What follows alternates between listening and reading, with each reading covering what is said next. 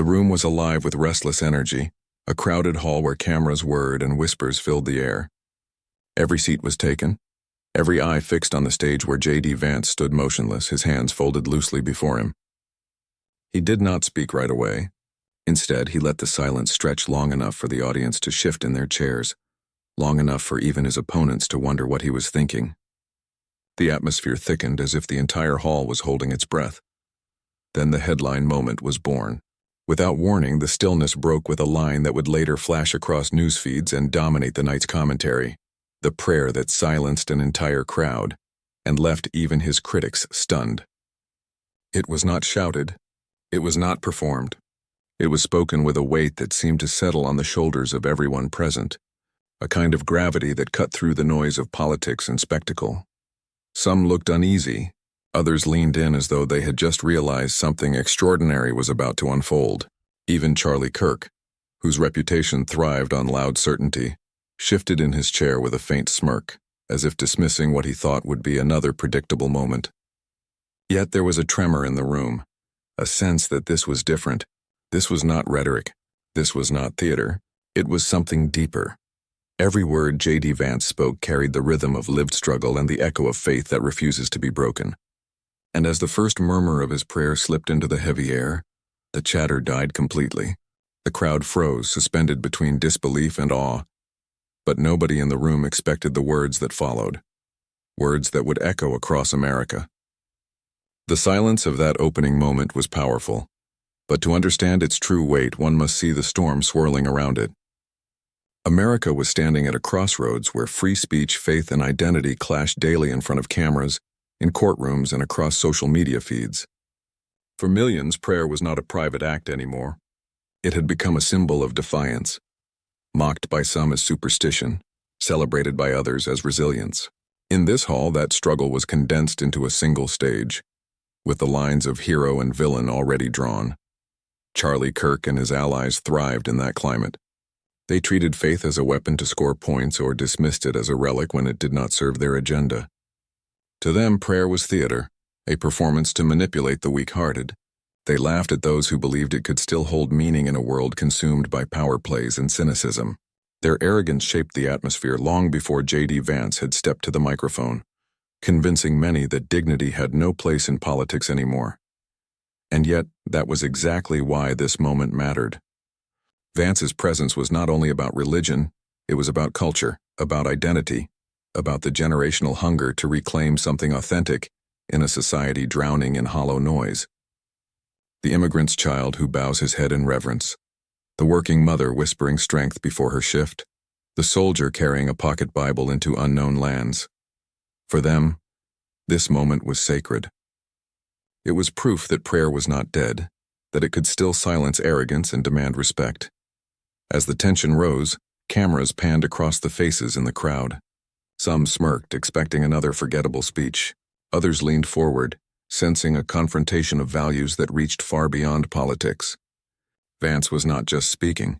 He was carrying centuries of faith, struggle, and resilience on his shoulders. Each word was a stand against a culture that too often sneered at the very people who built the backbone of the nation. And just when the air felt stretched to breaking, when even his opponents believed they had already figured out where this was going, the prayer turned. What happens next flips the script entirely. Charlie Kirk had built his empire on volume. He knew how to command a room, not with depth or sincerity, but with the force of arrogance sharpened into a weapon.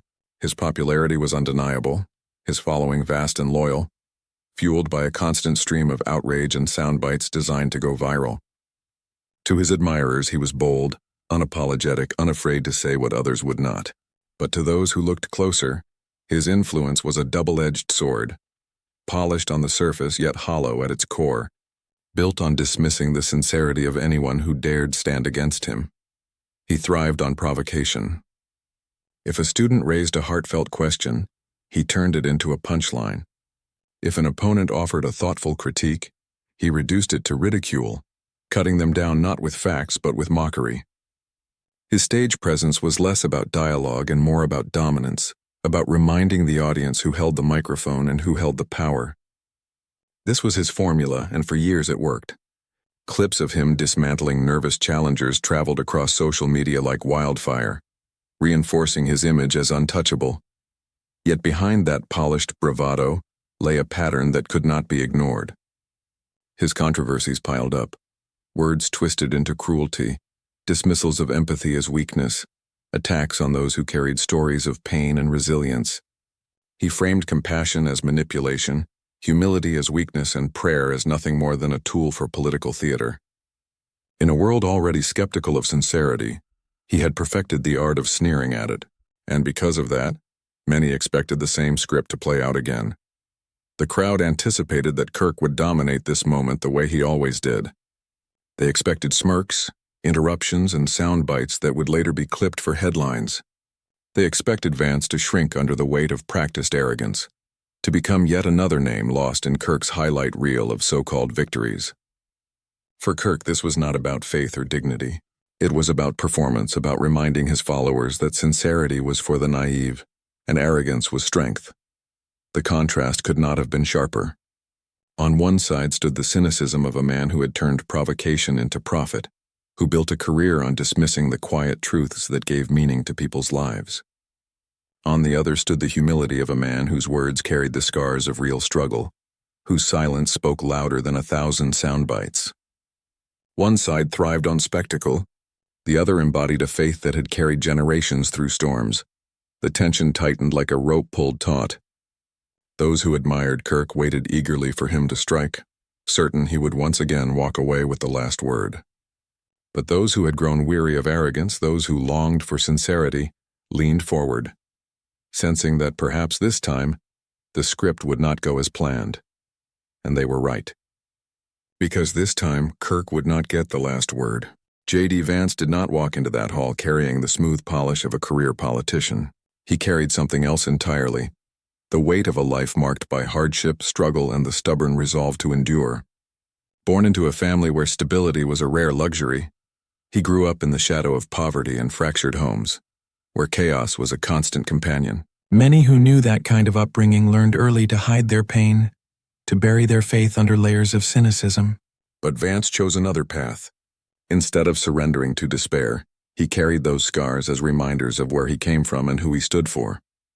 His story was not about privilege, but perseverance. He had seen addiction steal away futures, watched friends and family buckle under the crushing weight of circumstance. And yet he refused to let that define him. He turned hardship into fuel, determination into survival. That determination carried him into the military, where discipline forged steel into his character. The young man who once felt the world stacked against him now wore the uniform of his country, learning lessons of service and sacrifice that would never leave him. When he spoke about family, it was not with detached rhetoric but with lived truth. He had seen what happens when families fracture, when children grow up searching for stability that never comes, and because of that, he valued those bonds more than most politicians ever could. To him, family was not a talking point. It was the foundation that steadied him through storms, the anchor that gave meaning to his battles. His faith, too, was not the polished performance of a man seeking applause. It was the quiet faith of someone who had fallen and risen, who had whispered desperate prayers in dark nights and seen the light return with dawn. It was not the kind of faith that demanded perfection, but the kind that reminded him of hope. To many, he appeared unpolished, even imperfect, but that imperfection was his strength. It made him authentic in a world drowning in performance. So when JD Vance stood before that restless crowd, he did not just carry words. He carried memories of hunger and fear, the discipline of service, the love of family, and the grounding power of faith. Every pause in his voice was filled with the silence of nights he had endured. Every word held the weight of someone who had walked through fire and returned not unscarred but unbroken. The audience did not see a politician rehearsing lines. They saw a man who had known pain and still chose humility over arrogance, dignity over mockery. And as the tension in the hall sharpened, it became clear that his story was not a prelude to weakness but to strength. And it was those very scars that gave weight to the prayer about to unfold. The tension that had been simmering finally cracked into view the moment Charlie Kirk leaned back in his chair, arms folded, a smirk tugging at the corner of his mouth. His body language dripped with dismissal, as though the weight of JD Vance's story and presence was nothing more than background noise in a show he believed he controlled. Cameras caught the slight roll of his eyes, the exaggerated sighs, the glance at the audience meant to invite their laughter. It was theater of arrogance, and he had perfected it, but Vance did not flinch. He paused, allowing Kirk's antics to echo in the silence, letting the audience sense the contrast before a single word was exchanged. That pause became a quiet weapon, a refusal to play into mockery. The hall felt the weight of it, the kind of silence that stretched just long enough to make the arrogant uncomfortable and the sincere lean forward. Kirk, unwilling to let the moment drift out of his control, pounced. He dropped barbed remarks framing prayer as outdated, calling sincerity a performance, sneering that men like Vance used faith as a shield because they lacked the strength to fight in the arena of ideas. Each jab was designed for the cameras, meant to spark laughter to remind the crowd of his usual dominance. And yet, instead of collapsing under the barrage, Vance stood taller in his stillness. His calmness was infuriating to those waiting for him to stumble. The more Kirk pressed, the more glaring the imbalance became. One man desperate to provoke, the other unwilling to surrender his dignity. Every smirk, every insult only deepened the divide between arrogance and humility. The audience shifted. Some gasped at the brazenness of Kirk's mockery. Others exchanged glances, uneasy at the sight of a man sneering at something that clearly came from a place of lived truth. The tension swelled, outrage simmered, and yet Vance remained unshaken. It was as though the weight of his scars gave him a strength Kirk could not touch. Finally, with the hall on edge and every camera fixed on him, Vance broke the silence in a way no one expected. He did not answer insult with insult, nor did he return mockery with anger. Instead, he took a slow breath, lowered his gaze, and in that single gesture transformed the room. And then, with the nation watching, JD Vance bowed his head and began to pray. The room was still humming with the sound of jeers, the smug laughter of the powerful echoing off the marble walls like a chorus of arrogance. For a moment, it felt as if the villain had already won.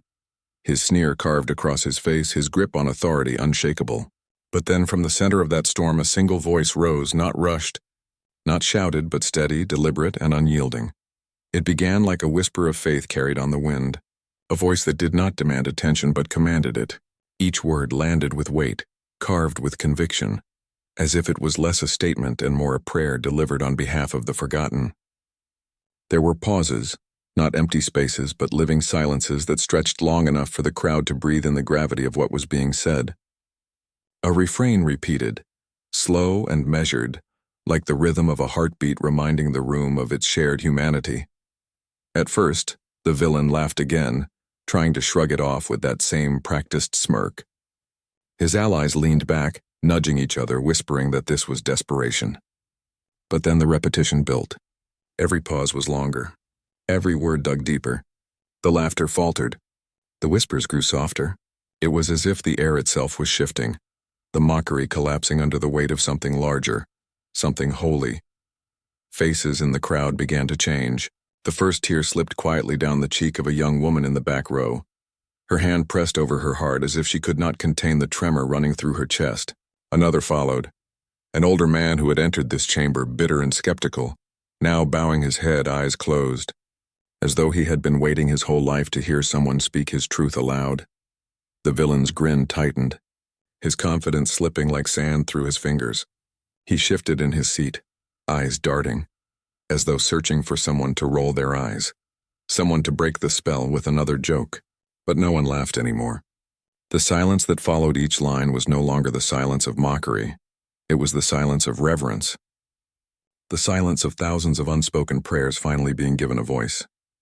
And then came the ripple.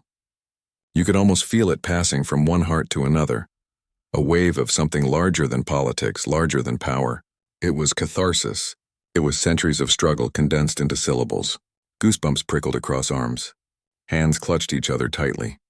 For a fleeting moment, the entire chamber felt less like a battlefield and more like a sanctuary. The villain tried to regain control, straightening his posture, clearing his throat, forcing a chuckle that no one joined.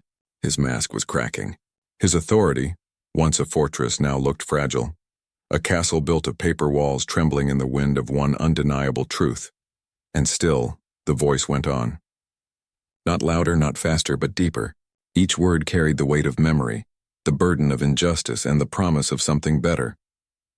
Each pause dared the villain to interrupt, and each time he failed, the silence swallowed him whole.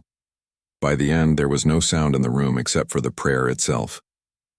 The crowd was suspended in it, some weeping openly, others frozen in awe. Even those who once sneered now sat hollow-eyed, as though some invisible hand had reached into their chest and reminded them of what they had lost to cynicism. And just as it seemed the air itself might break under the weight of the moment, the voice stopped. A stillness lingered, the kind of stillness that is not empty but alive. You could hear the breath of the crowd, trembling, waiting, knowing they had witnessed something that would not be forgotten. And then came the words, quiet but undeniable. But it was the aftershock of that prayer that nobody saw coming. Within minutes of the prayer ending, the chamber was no longer the only stage. The words that had silenced a room now spilled into the digital world, carried across timelines, feeds, and group chats like wildfire. Hashtags surged to the top of the trending list, their momentum unstoppable. Clips of the moment spread faster than news anchors could comment on them. Replayed again and again with captions that framed it as nothing less than history unfolding. Commentators on every channel leaned forward with wide eyes, their voices tinged with awe. They spoke of it not as a political stunt, but as a turning point, a moment of raw humanity that broke through the cynicism that so often defines public life. Some called it a sermon for the forgotten, others called it a reckoning, but all agreed that something extraordinary had happened, and it was not just pundits or politicians amplifying it. The real chorus rose from ordinary Americans. A mother in Detroit filmed herself in tears, saying the words gave her hope that her children would not always be treated like outsiders in the country of their birth.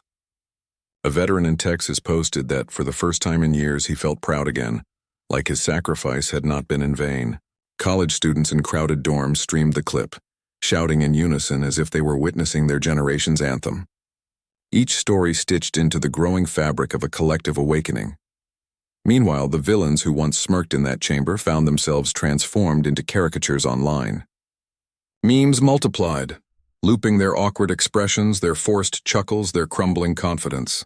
What was once arrogance became punchlines, their images plastered with captions that mocked their failed attempt to hold power through ridicule. The reversal was complete. Those who laughed at others now became the spectacle themselves. For the people watching, it was more than entertainment. It was vindication, a shared exhale after years of holding breath, a triumphant realization that their pain had been voiced, their dignity restored, and their resilience recognized on the largest stage possible. In that release came validation, not just for individuals, but for entire communities who had long felt invisible. But as the frenzy built and the noise reached a fever pitch, there was a weight pressing beneath it all. For behind the viral headlines, behind the tears and the laughter and the memes, a deeper question lingered, waiting quietly for its moment to surface. Yet behind the noise, the deeper meaning of this moment was just beginning to sink in. When the storm of reaction began to settle, what remained was not the noise but the clarity. In the quiet after the frenzy, people replayed the moment not just to feel the thrill of victory but to understand why it mattered. It was never about spectacle. It was about something far deeper, something that touched the core of what it means to belong, to believe, to endure. The lesson unfolded with unmistakable simplicity. Arrogance had strutted and smirked, confident it could drown sincerity beneath its noise. Manipulation had posed as strength, dismissing humility as weakness. But humility had endured. Sincerity had stood its ground. And in the end, it was not the sneer or the insult that left its mark. It was the quiet conviction of a man who carried his scars openly and turned them into strength. The prayer, once mocked, became the mirror in which a fractured nation glimpsed its reflection. It was not about policy or party, not about winning a soundbite or scoring points. It was about dignity.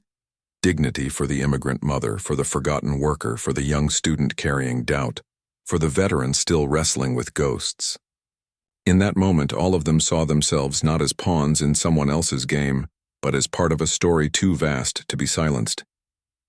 The hero had reframed the attack without even raising his voice.